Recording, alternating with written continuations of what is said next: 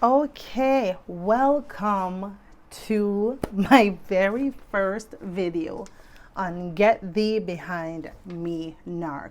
I'm going to try to be as precise as I can be because I can go off topic and I can really rant. So I don't have any notes in front of me.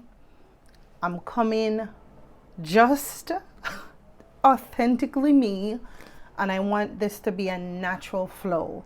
It's good to have notes so that it keeps me on schedule, but I've been trying to do this for 2 years now, and because of fear and because I'm still going through, I was afraid of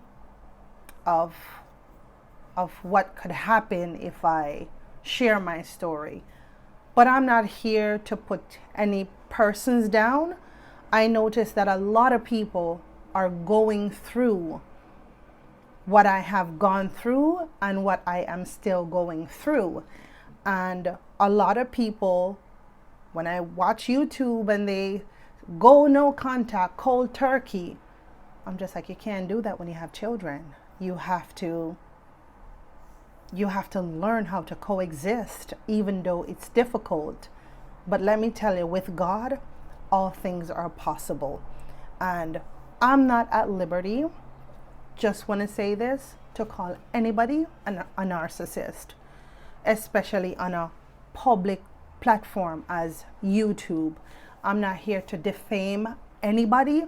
I really want to share my journey and how I was able to get out of a certain situation and find peace. And before I get into, the relationship, I had to get back to the root. Why am I drawn to a certain characteristic?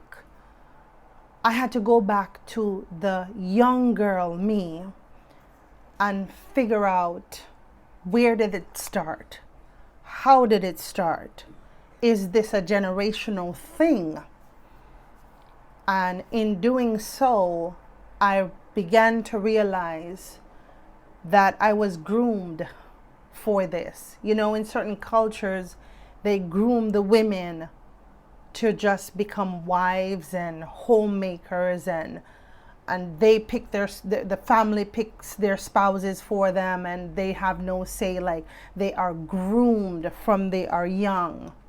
Even in some cultures, they would mutilate young girls, it's called genital mutilation, and that bothers me, but it's a part of their grooming to tell young girls that you're only here to service a man, that even when it comes to having intercourse, you're not supposed to fully enjoy it.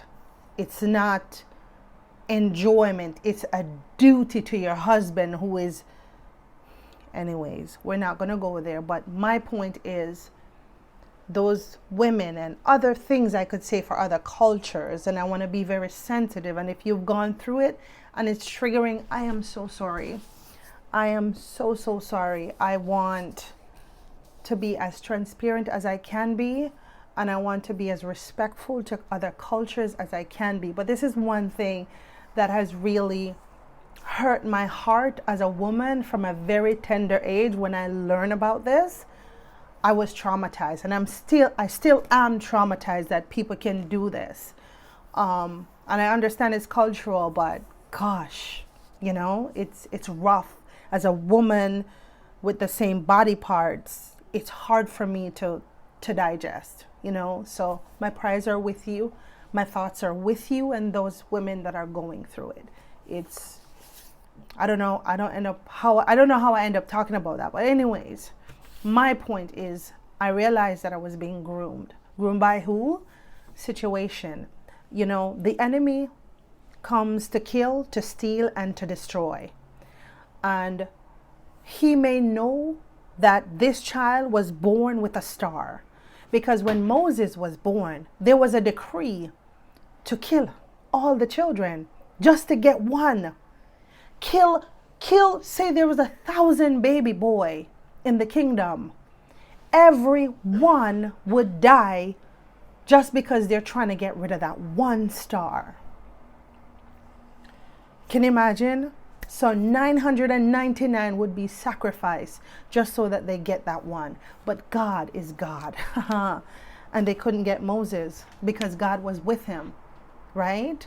And so when you were born with a certain, let me just say it in the simplest form, like there was a star over you. There is people who are spiritual can sense that somebody great was born. That child a parent can tell you when they have, say they have 10 children, they know who the star child is. Not because they're more special, but there's just something about them that causes them to stand out. You see what I'm saying? So the enemy starts there. He even starts from the womb, attacking the woman that's pregnant. Remember in Revelation, the woman was with child and the enemy was after her. God had to hide her, right? And so a lot of our mothers went through trauma when they were carrying us, and that trauma was transferred onto us in the womb. And so we are being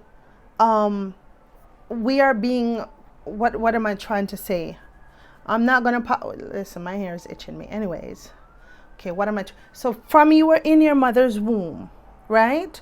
The enemy is already training you for what's to come. He's grooming you. See, that's the word I'm looking for. He is already grooming you. So if your mother was in a relationship and it broke apart, or people started to treat her unfairly, she started to feel certain ways, that feeling is transferred to the baby. Now the baby is born with a sense of insecurity unbeknownst to them. Now they begin to think that it's normal to feel this way, not understanding that it's an attack from the enemy because of what they carry. I hope you're understanding thus far.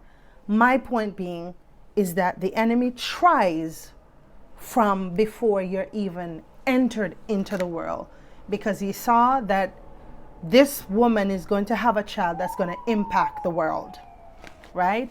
And so as I was growing up, my mother is deaf. She went to a deaf school in Jamaica, and being the only deaf child, she had her own insecurities about that.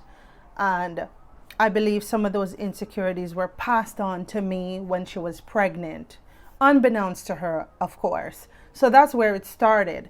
Then you talk about the family, the trauma, people just not getting along in the household. Then I start to become familiar with dysfunction. Okay, I guess it's normal for people to just yell and scream and fight. And I've noticed fist fight. I mean, horrible things said to brothers, back and forth. I grew up with an uncle that was mentally challenged. He was a quote unquote madman. And so I grew up being familiar with dysfunction. And it just became normal for me to be around people that were unpredictable. Because if you live with somebody who is mentally ill, they are unpredictable. Because one day they're up, the next day they're down. They could be chasing you with a machete, or they're bringing you candy from the store. It's like, okay, I'll just accept what comes. And again, that's another part of me being groomed. And fast forward, talk about school. Some of your teachers, they're narcissistic. We didn't know. Why is the teacher so angry? Why does he have to beat us with a belt? And another way the enemy groom us. So when we meet that person, I hope you can still hear me. The siren's passing, so I kind of wanted it to pass. It's quiet down. Okay, so you see where I'm going. So you begin to be, again, groomed. So when you meet this person and you start seeing red flags, or we call them pink flag, because it's not obvious, because these people are smart. You're like, okay. The first pink flag that I saw, which was supposed to be a red flag, was on our first date. Actually, I've heard things throughout our conversation that flew over my head, that I should have looked more deeply into, but I'm not going to go into that. I'm going to talk about when we were physically together. The first thing, pink flag or red flag to some, that should have made me question this individual. We were walking on the street, and there was a young lady. She kind of looked like me, same skin tone, same body build. And we were walking north, and this young lady was walking south. And he turned and held his gaze. And I couldn't believe it. And I said, what was that? Oh, I didn't do nothing.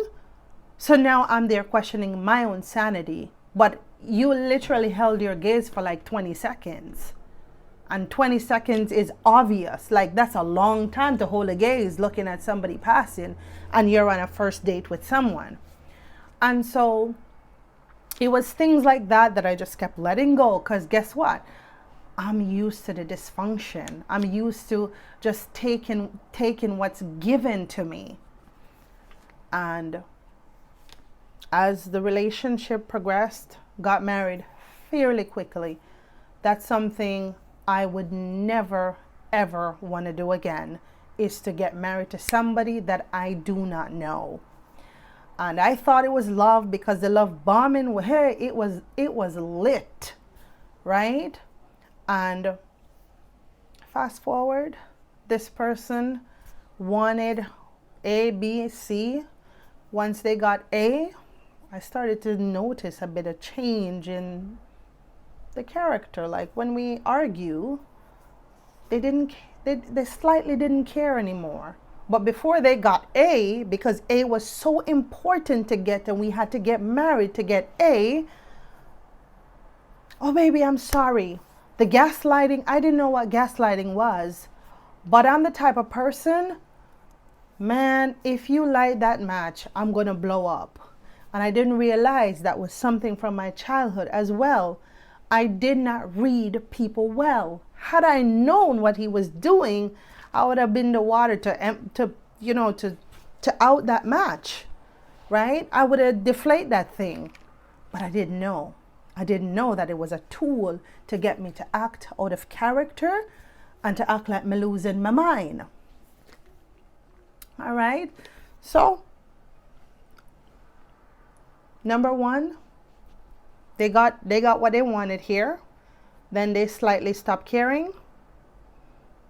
And when they got number 2 or B, it's like 50-50.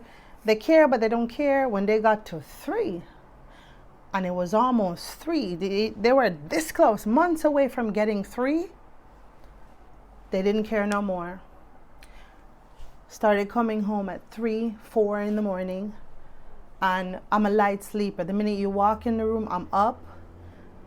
Why are you looking at the time? I'm a big man. I'm doing this and I'm doing that. I'm just like, but we're married. You know, I met you in church. Like, what? You know, I met you at a church event, you know, and so I'm just like, I'm not about this, you know. And I was told, well, we will live separate lives in the same home, of course, while we be awesome parents. We will co-parent. He will sleep on the couch. I'll be in the room with the child. And it was one child at the time. And we just lived separately. Because by then, I found out he was having an affair. Which is fine. It's his decision, not mine. And so I said, no, I'm a Christian woman. There's no way I'm going to live in this dysfunction and have my son believe that this is what a relationship looks like. So it was a messy separation. I felt like a fish out of water, and I just remember crying. I didn't know, and I blamed myself. I said, where did I go wrong? What did I do? And I started to apologize for things that he was clearly doing, but he was so good at twisting it back to me that I felt overwhelmed. I felt like I was nothing. And I remember one time when I had met up with an old friend, and I was spending time with them, with her family. And the comment from my ex-spouse was, oh, so you're hanging around people who make you feel good about yourself. And I thought that was the strangest thing. What person wouldn't want their spouse to feel empowered and feel good about themselves? And so I began to learn about narcissism, and I was just like, oh my God, like a light bulb went off. And I'm like, I'm not going to say he's a narcissist, but what I experienced was everything that I was watching, Dr. Ramani, Narc Survivor, and all these amazing YouTubers that have helped me identify some of the things I was going through, like gaslighting. Like, what's that? Love bombing. What's that? Hoovering. What's that? And it was making sense. And I stopped victimizing myself to the degree which I was. And I still feel like a victim many days, because I am, but I don't want to live in that space. And I want to encourage you that you don't have to live in that space. And if you have children, I want to leave this with you. You see, don't seek revenge, because your children will pick up on that energy. And that's what Satan wants. He wants you to pick up on the negative. He wants you to have that bitterness so that you can transfer it to the children. Later on, they'll become dysfunctional themselves. And I'll be damned if I allow my hurt and my pain to cause my children their future, their sanity, their joy. No, not at all. I'm not about that.